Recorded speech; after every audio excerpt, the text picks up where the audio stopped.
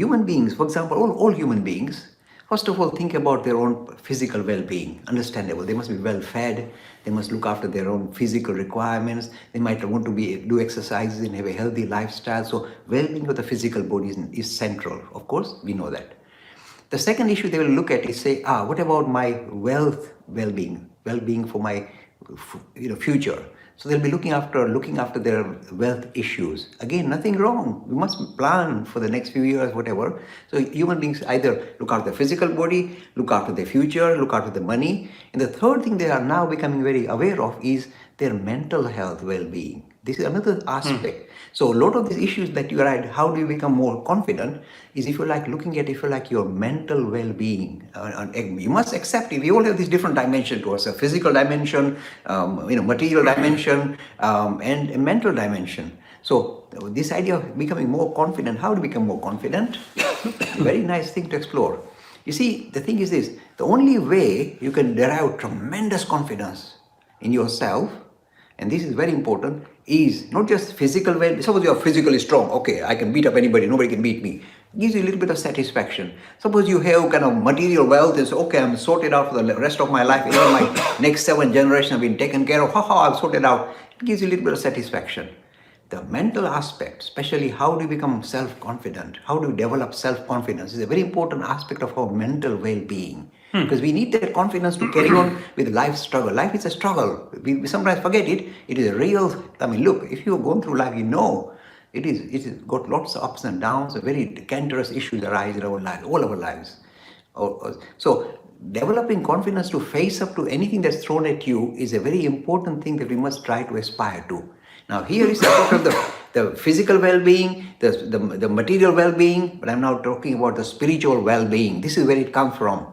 So it's not just some artificiality. Say, in order for you to develop confidence, they tell you these tricks. They say when you are giving a talk, you just participate in a public, and you're talking, addressing the public, and you feel nervous. They say, think that everybody in the public is naked. Then you say, oh, they're nuts. Look at them. They're ugly lumps of meat. And then you feel confident. I'm better than them. So these are the ploys they use. But I'm not going to give you this kind of silly ploy.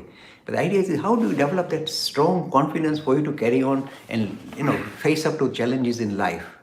Here, it is not the physical, not some mental ploy that you employ. It is the spiritual aspect that you possess that will give you the highest, greatest confidence. Look, my friend, you see, if you begin to recognize your true divinity and dignity as something greater than what it appears to be, because we all feel, okay, I've got this limitation. My mental ability, my intellectual ability is only this limited. I can't think higher than that. So all this in a way kind of restricts you. Your physical abilities, I can't lift more than this. Oh, I can't do more calculation than this. Physical and mental limitation in a way make you feel limited. Only way you develop tremendous confidence in yourself is focusing on the spiritual dimension you possess. It is very dramatic, it's very dynamic. And only when you begin to recognize your spiritual aspect, your spiritual dimension as the underpinning to you, you get tremendous self-confidence and dignity. Incredible. And this is not just make-believe, it is real. I'll give you my example. You see, this my mentor, Vivekananda, when he used to walk and give a lecture in the United States, one lady was in the audience, sat down and wrote. When he walked into the auditorium, she said, wow, he walked with the dignity, with the charisma of being the master of the universe. He was that confident. And yet the most tricky bit, she said, and yet he seemed to desire nothing from it. He's the master of the whole creation. He feels he's the master, and yet he doesn't desire. So if you want to really build up your confidence, recognize your dignity as a spiritual being, not some creepy crawly with limited abilities. You are the great spirit, you're percolating here. Focus on that aspect. And the way to kind of make sure you don't fall down or kind of lose your track of your spiritual dimension, you don't get attached to any worldly objective.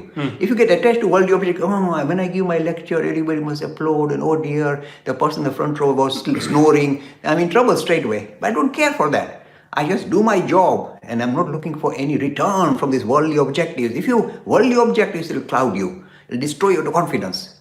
No, I tell you my true story. When I'm giving lectures at the top university, etc., and if by mistake I look at somebody yawning, I'm finished. I say, oh God, I'm sending him to sleep. So I smile. But the thing is, you must not allow that to happen. You mustn't allow your confidence to be undermined by worldly requirements, saying, "Oh, this did not, kind of charge of the audience, or this the newspaper didn't latch on to it." You shouldn't be bothered with that. Just do your job and don't get caught out with worldly objectives. Then you are safe. The confidence will grow from day to day.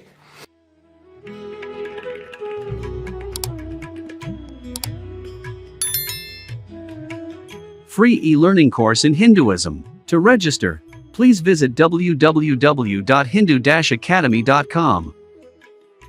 Talks on Hinduism. Sponsored by People Care. Encouraging caring for the elderly in their own homes. For more information, please visit peoplecare.com.